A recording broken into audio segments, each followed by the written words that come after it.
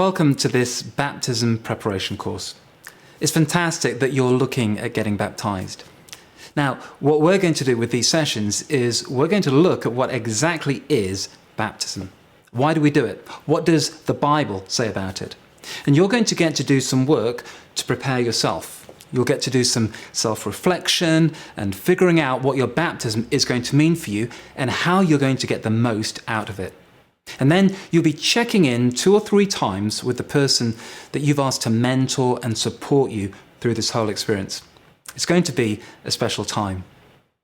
But first off, pause the video, take some time to read the 2 passages in the notes, Matthew 28 and Acts chapter 8. Then come back and we'll get into it.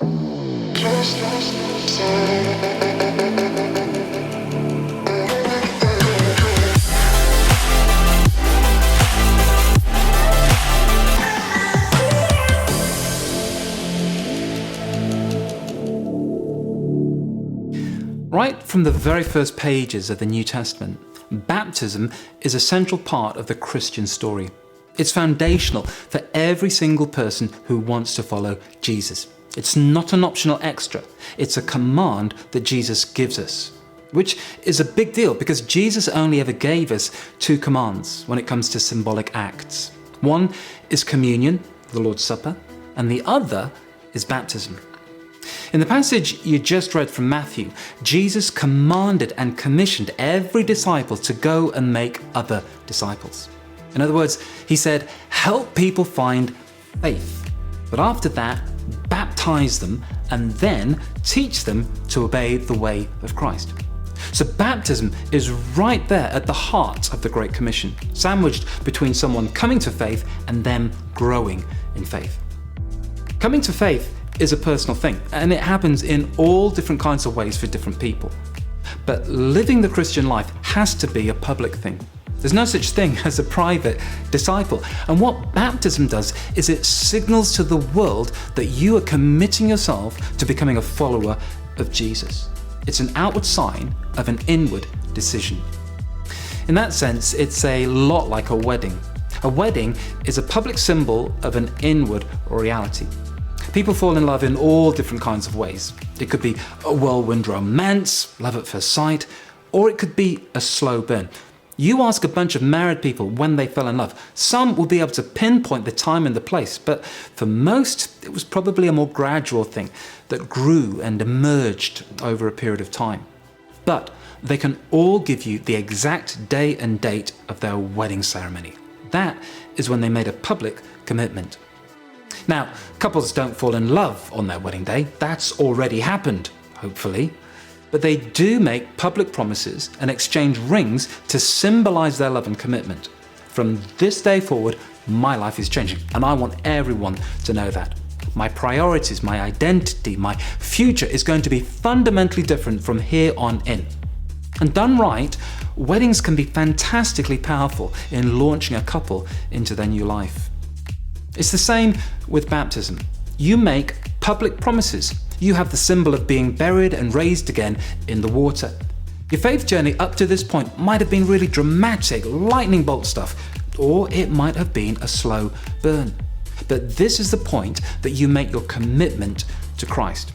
And done right, it can be an incredibly powerful moment for you and have a huge impact on your friends and family. And that is why Jesus commands us to do it. So that's what baptism is. It's an outward symbol that Jesus commands us to do to signal an inward decision, an inner reality. I am committing myself to being a follower of Jesus. But it's also important to know what baptism is not, and this is a big deal. So much of the time people are hesitant about baptism because they think it's a sign that you've arrived at some point of spiritual maturity. People will say to me, I'm not sure I'm ready to be baptized. I don't know if I'm a good enough Christian yet. I'm still growing in my faith. Look, the reality is baptism isn't a sign that you've arrived. It's a sign that you are literally just starting. So in the second passage, the one from Acts, we saw an example of a biblical baptism. It literally happened within moments of someone hearing the good news and believing it. The Ethiopian eunuch believes what Philip says to him. Then he sees some water along the roadside like an oasis. And he says, "Here's water. Why can't I be baptized right now?" And Philip doesn't say, "Whoa, easy, steady on. You need to go to church and get a bit more established first." No, he says, "Sure, let's do it." And they do. And that was the pattern in the book of Acts. People heard the message, they believed it, and they got baptized. Because baptism is a symbol that you've just started your faith journey, not that you've arrived. Think of it like a learner driver and L plates. When you start to learn, before you even pass your test, you get L plates and put them on your car.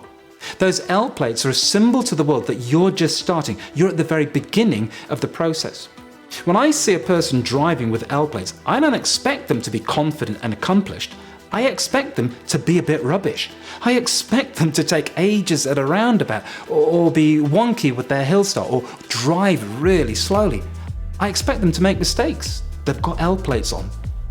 Nobody says, "Oh, I'm going to wait before putting on my L plates. I'd like to practice first, pass my test, develop some advanced skills, and then when I'm really confident, I'll put the L plates on." That's just ridiculous. It's illegal. L plates are a sign that you're beginning, you're starting out, and people should take that into account. Same with baptism. It's a sign that you're starting out.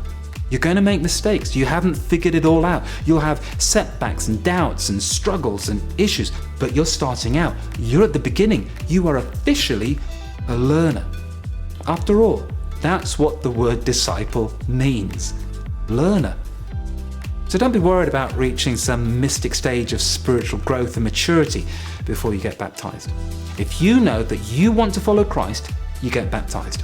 That's the starting point and a symbol to you and everyone else that you're on your way. Next time, we'll take a deeper look at what baptism symbolizes and what it points to, so we can prepare ourselves for it well. But for now, it's enough to know that Jesus commands us to be baptized. It's an outward symbol of an inward reality. It's not a sign that we've arrived at some point of spiritual maturity, quite the opposite. It's a sign that we're at the start of our journey, and we're excited about where it will take us.